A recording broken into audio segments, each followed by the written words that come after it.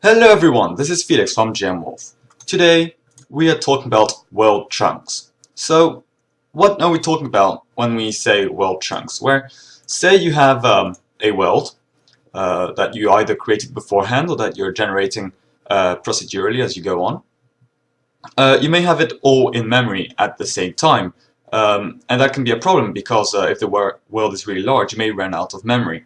So what you can do is actually split it up into a grid and actually only have them set into different chunks of terrain, and that's where the world chunks or chunking etc. comes from.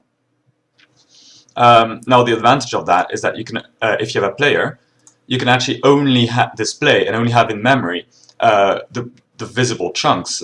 So here, you have the player currently in and all the surrounding ones. You could obviously have a wider radius, and if the player moves, you can move the loaded chunks and unload all the chunks that are no longer needed. So what are the advantages of that?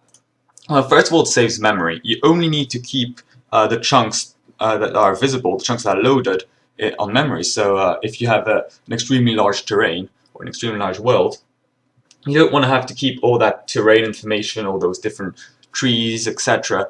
In RAM. You can just offload it onto the hard drive and save a lot of memory that way. It also saves on CPU.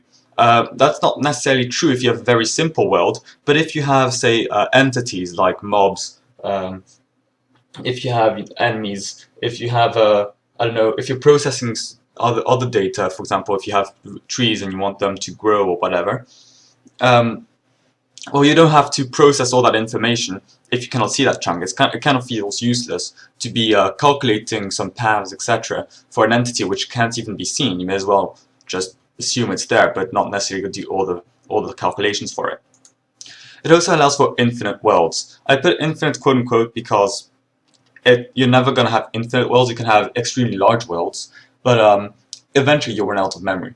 But it is possible to have very, very large worlds using that technique because you don't have to keep all of it on memory. You can only keep the needed parts on memory and offload what you already generated but don't need anymore on the hard drive.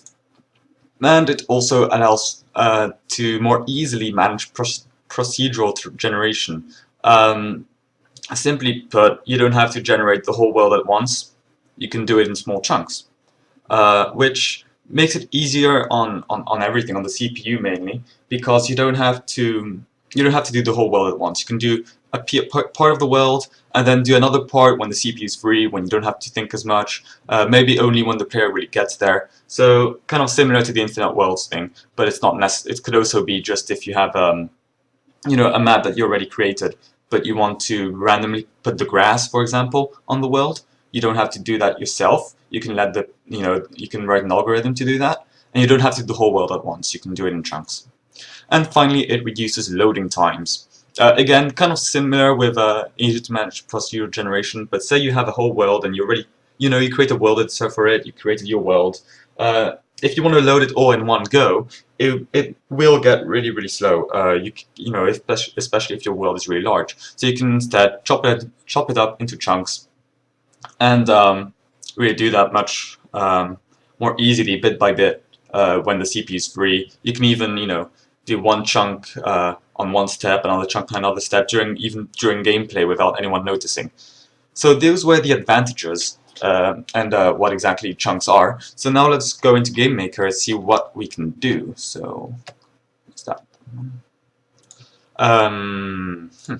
So what we're going to do, first of all, I'm starting off with a blank project because I want most of you to be able to follow this series of videos, is to, first we're going to create just a player object to start off with, and we're going to make it really simple. Now, I could have done this beforehand, but sometimes I do start with something that's already there, and some of you may not be quite sure what the best way of doing things. And I just want to show you a quick, neat way of making a quick player object, which is really quite simple.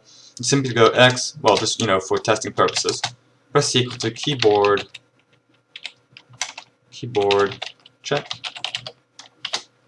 I'm gonna get vk underscore right subtract keyboard check, vk underscore left, put all of that in brackets and times it by the speed you want to go at. Next, I'm going to copy this whole line, paste it downwards, and do the same for y. So that will be down minus up. So really, this isn't part of the tutorial. You could be using any other methods of making your player move, but that is the method I am going to choose. It really doesn't matter at this point. It could work with any other system. All I'm going to do now is create a sprite. Really quite simple one. I'm just going to make a nice circle like so. Again, you could make it anything you like, and I'm going to call it SPR player. Like so. Press OK. So, what we want to do, first of all, is think of our world. So, I'm going to make this world in tiles. I'm going to have loads of different tiles for this world. Now, you could do it other way in other methods. You could set, you could make this a height map instead of tiles. There's loads of different things you can do, and the same principle applies.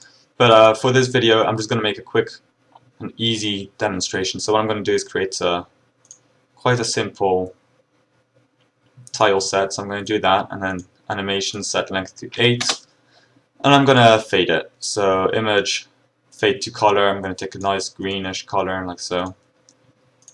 And I have 8 different tiles, which is nice. And I'm going to call this SPR underscore tiles. And basically the way I'm going to have it is so that for every single grid value, I'm going to have a value between 0 and 7, which is going to refer to one of those tiles. Now you could do it as I said, you could have a value between 0 and, I don't know, whatever you like, and have it so that it's a difference in height. You could have it, you could use it for a huge amount of different things, whether there's a tree or not, etc. etc. And what I'm going to do now is create new objects. I'm going to call this obj underscore world. This is going to be a world that's going to hold all our chunk information, what's loaded, what's not, etc. So I'm going to create an event, and we're going to define a create event, that is, and we're going to define a few variables. So the first is going to be the width of the world. So this is the width in chunks. So how many chunks there are in the width of this world. I'm going to set this to 50. The next is going to be height. I'm going to set this to 50 as well. Now this can be very, very big because we're going to be using a DS grid for storing different chunks, and you can make those pretty large. I'm not quite sure what the limits are on those, but I don't think you'll ever hit it. Next, the chunk size. Chunk underscore size. That's how many tiles there's going to be in each chunk. Now, generally speaking, you want those to be rather large. You don't need them to be too small because especially if you're doing a tile system like I am, you're not going to be using much memory. So you would normally set those, I don't know, to 64 or something. But for this video, I'm going to set them to 8, so they're small enough so we can see them on screen, appearing, disappearing, etc. Next, we want the tile size. So the tile size is how many pixels there are in each tiles. Now, if we look at our sprites, I made it 32 by 32, so we're going to choose this 32. Now, if you were doing this for a bigger project, more than just this example project I'm doing right now, you would have to, actually get the sprite size, have variables for what sprite you're using, etc. And I'm not doing this the best way right now. I'm using magic numbers, which you should never do. But I'm not going to spend time doing anything more complex than this at this point. So now let's make another variable called load underscore radius. This is how many tiles around your player you're going to have loaded. I'm going to do 1, simply because I want it to be visible on screen. You could then make it, so that you can see them coming on, coming out easily. And now we can actually start defining our grids, etc. So first of all, we need a DS grid. So I'm going to call it, and this grid is what's holding all our different chunks, whether they're loaded or not, and what ID they have. So I'm going to create a DS grid called chunks underscore grid. So called DS grid underscore create. The width is obviously going to be the width variable we defined, and the height is also going to be the height we defined. Next, we want to set the whole grid to have nothing in there. we just created the world. There's actually nothing there. So what we're going to do is call ds underscore grid underscore set underscore region, and our grid ID is chunks underscore grid. The first x value is 0, first y is 0, x2 is going to be width, and y2 is going to be height, and our value is no one. So what are we doing here? Well, first of all, we define variables. That's not very complicated. But then we actually create our grid, which can hold, 50 by 50 amounts of data. And then we set the whole region of this grid, which we set to 0, 0 width height, which means it's going to take up the whole grid. And we say there's nothing there. We set it to no one, meaning nothing. I think if you want a numerical value for this, this is -4. So you could also use -4. It would also work. I'm just going to use the keyword no one. So this is it for the world create. Now we're just going to leave it like that for now. And now we're going to create our chunks. So obj underscore chunk. Now the chunk object will be created for every single chunk you create. So, and that's what's going to hold all the data for each individual chunks. So let's create an event, create event. And here we're going to generate our chunk.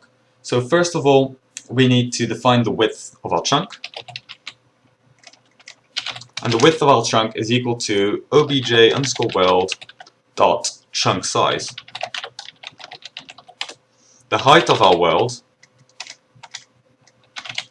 is also going to be equal to obj underscore, no, sorry, the height of our chunk is also going to be equal to obj underscore world dot chunk size. I just want to check something because I'm working off another project which I already did before. Yeah, no, that's correct. Yeah.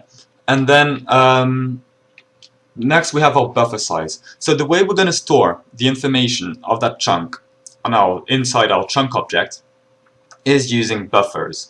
Now the reason we're using buffers, not another DS grid for example, is that they're a lot more memory efficient because we can choose what data we want to store, etc. And also they're much easier to save to the disk when you need to. So what we're going to do is first of all we have to calculate what is the size of our buffer. Buffer size is equal to width times height.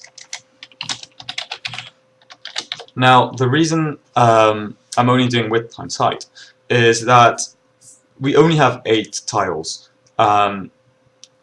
So that's not a lot. So we're going to be using the buffer type buffer U8, which allows up to 255 different values. Now we only need 8, so there's no point going with buffer U16, buffer U32, etc. because we only have 8 pieces of information.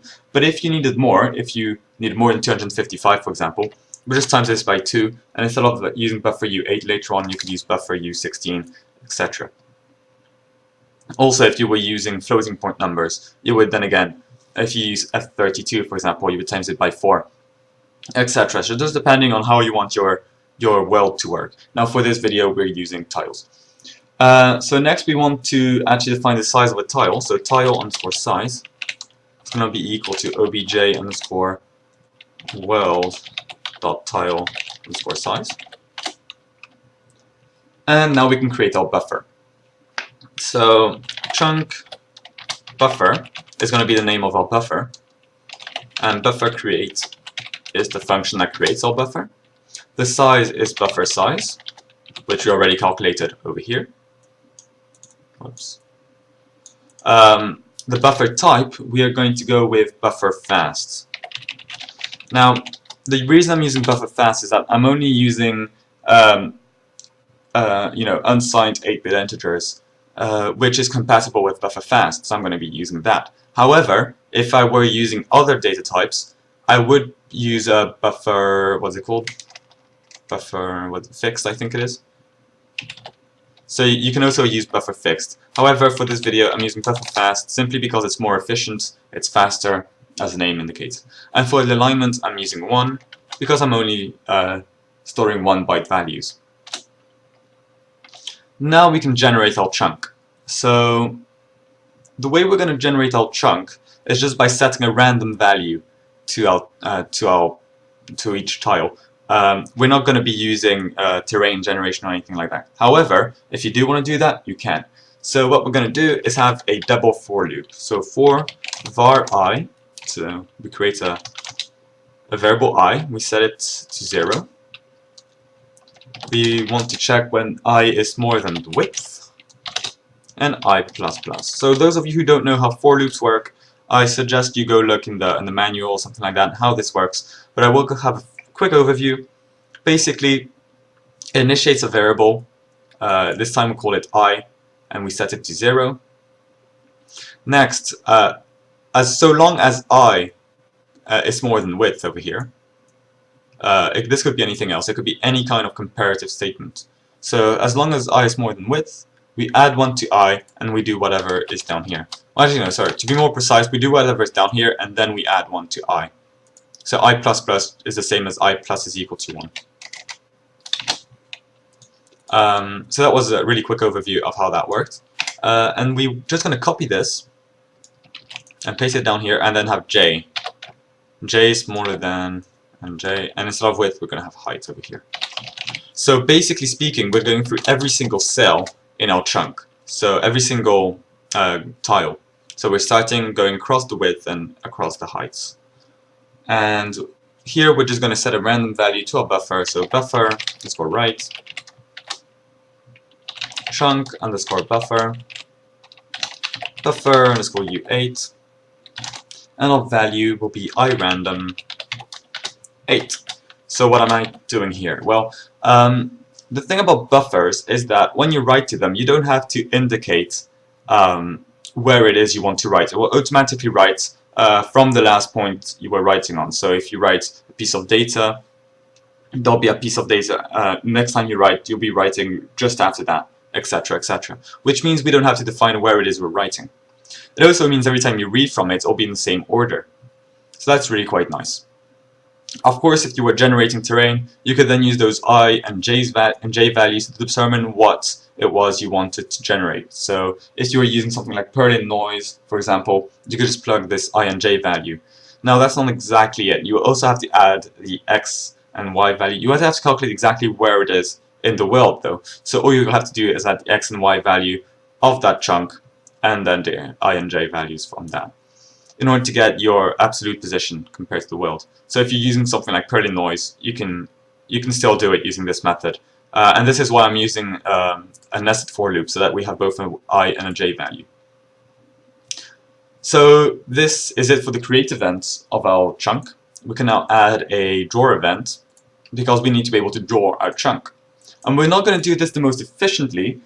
We are later on in a future part of this video, but well, to this tutorial. First of all, we're just going to have a very simple way of doing it, and that's just going to be with nested for loops again. But before we do that, we actually need to calculate where our chunk is within the world. Now, when we're going to create our chunk, we're going to set the X and Y value of our chunk, not to be the actual pixel value, but the chunk value. What I mean by that is, if your chunk is the first chunk on the top left of the world is going to be 0, 0. The next jump to the right of that will be 1, 0 instead of where the width of the chunk is. So it makes a bit more sense because you use smaller values that way. So now we need to calculate what the X offset of each chunk is. So we're going to do var X off, which is the X offset of our chunk. It's going to be the X value times the tile size times its width. So if it has a width of 8 and a tile size of 32, you get the number of pixels you have to move your tile by, your chunk by. And now var y offset is equal to y times tile square size times height. Now we can now we need to go through our whole buffer. The only problem is right now we already wrote all the information on our buffer, but the seek position, which is the point where we last left off, it's kind of like a bookmark. You can think of it as a bookmark. It's actually at the end of our buffer. Now we need to put it back at the front so that we can start reading from the front. So we're going to call the function called buffer underscore seek chunk underscore buffer. Is that what I called it? Until world object, isn't it? Yeah, I created this in the wrong bit. So this shouldn't be in obj world. So I'm just going to cut this. This is actually supposed to be in obj chunk. Sorry about that. So yeah, all of this we just wrote is supposed to be in obj chunk. So buffer seek chunk buffer. The base is going to be, wait, I still need to check something. Yeah, no, that's correct. Yeah. Chunk buffer, the base is buffer seek start, and the offset is 0. So what we're doing here is kind of putting the bookmark, the seek position, back at the front of our buffer so that we can start reading from the front of it. Now we need our nested for loop again, and I'm just going to copy it from our create event over here. I'm just going to copy this, paste it over here, and start writing our data in it. So what we want is, first of all, to determine what image index we're supposed to draw. So I'm going to do var index is equal to buffer underscore read chunk buffer, and the type we're reading is buffer underscore u8. Next, we need to calculate the x and y positions to draw our sprite in. So var x scroll is equal to x offset plus I times tile size. So we take an I value, say it's 1, multiply it by the tile size to get, how far along it is in pixels, and add the x offsets of our chunk in order to get, the tile position relative to our room. Now we need var y draw. It's equal to y offset plus j times tile size. And now we can draw our sprite. So you want to draw SPR tiles. The subimage we want to draw is index. And x and y is going to be x draw, y draw. So this is it for our chunk object. It is pretty much done for this video at least. We will have to add for it in future parts. But now if I just create the world over here and place a chunk right over here as well at point 0, 0, that's quite important that your chunk is placed at 0, 0 for now. And we press play, what we should see is an error. And that would probably be because I did a typo somewhere.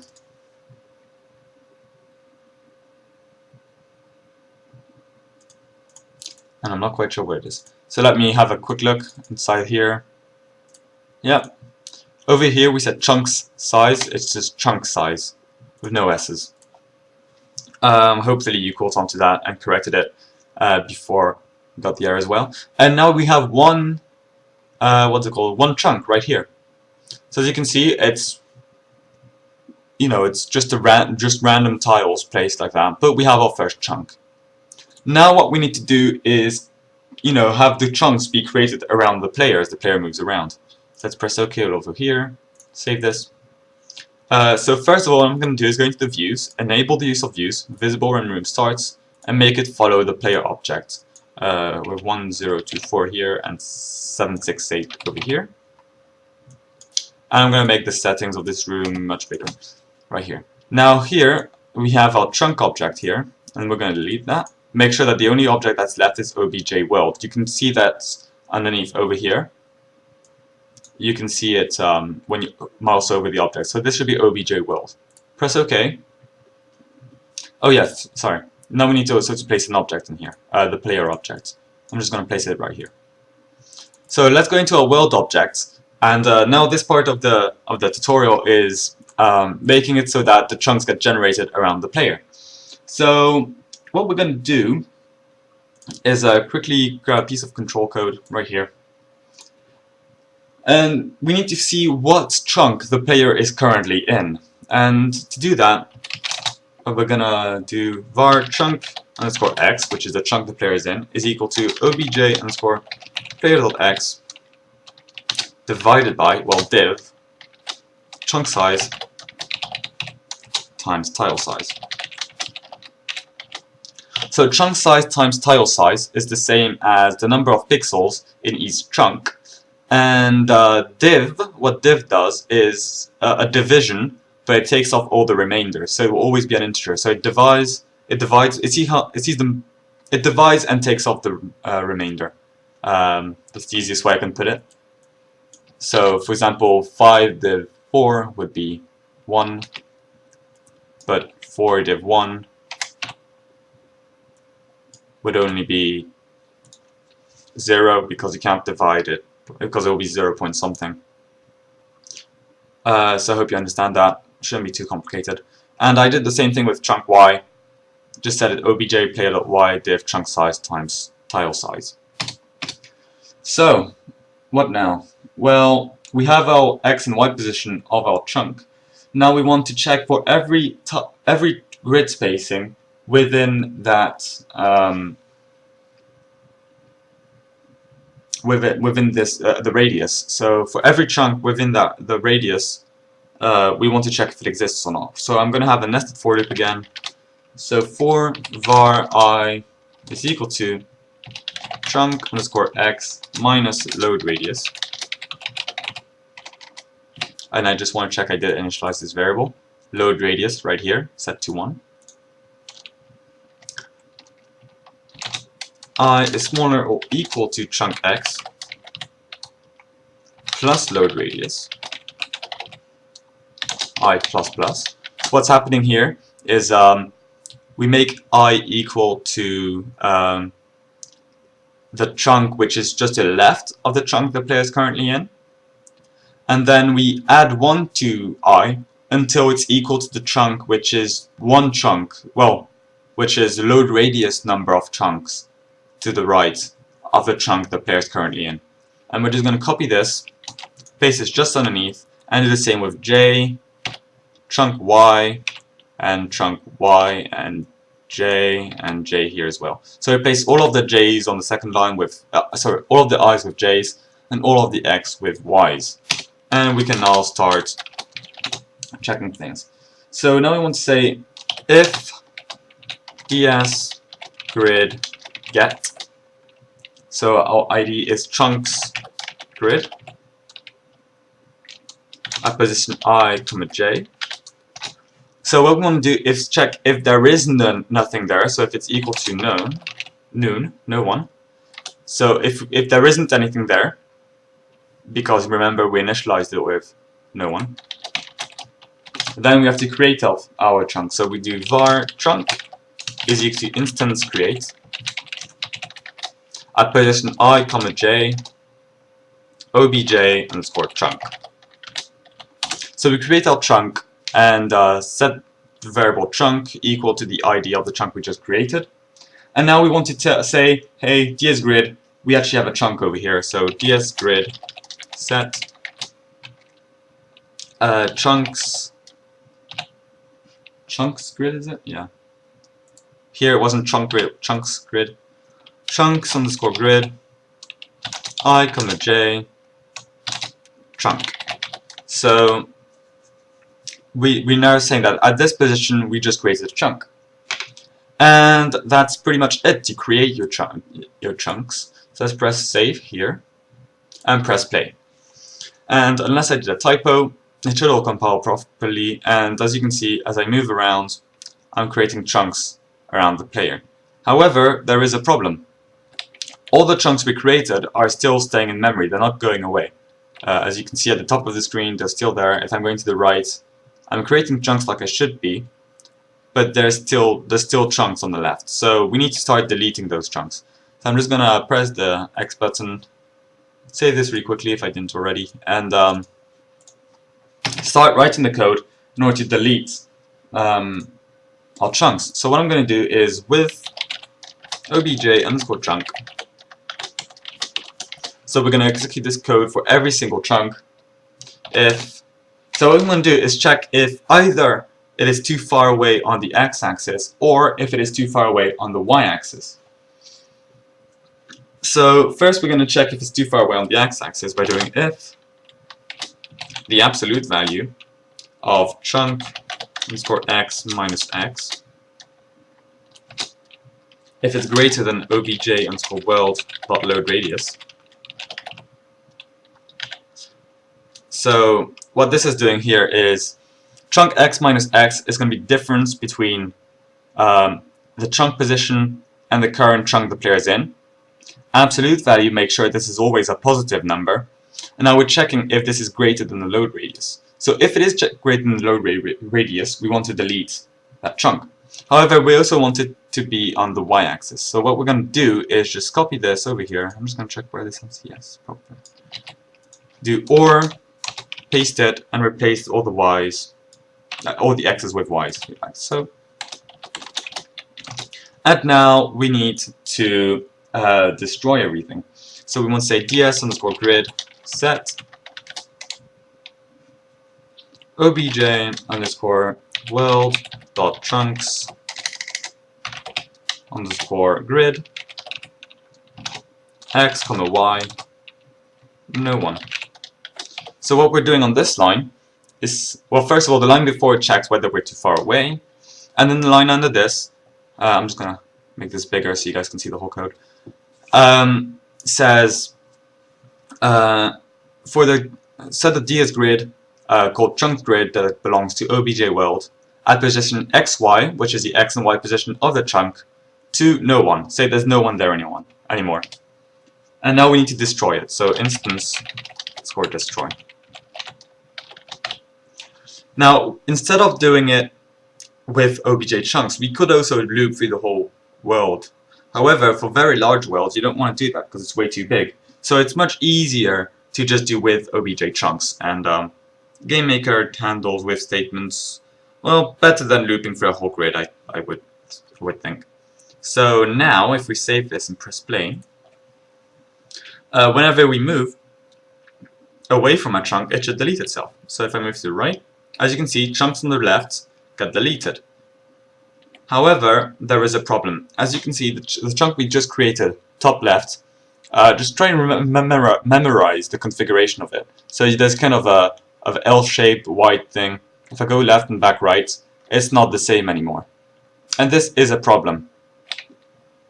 Because we're just generating a new random chunk every time. As you can see, it's different every time on the top left. So now we need to be able to save the chunks and load them again. However, this is it for this video. I'll show you how to do chunk saving, etc. in another video. I hope you enjoyed this video, and if you did, please give a like and subscribe.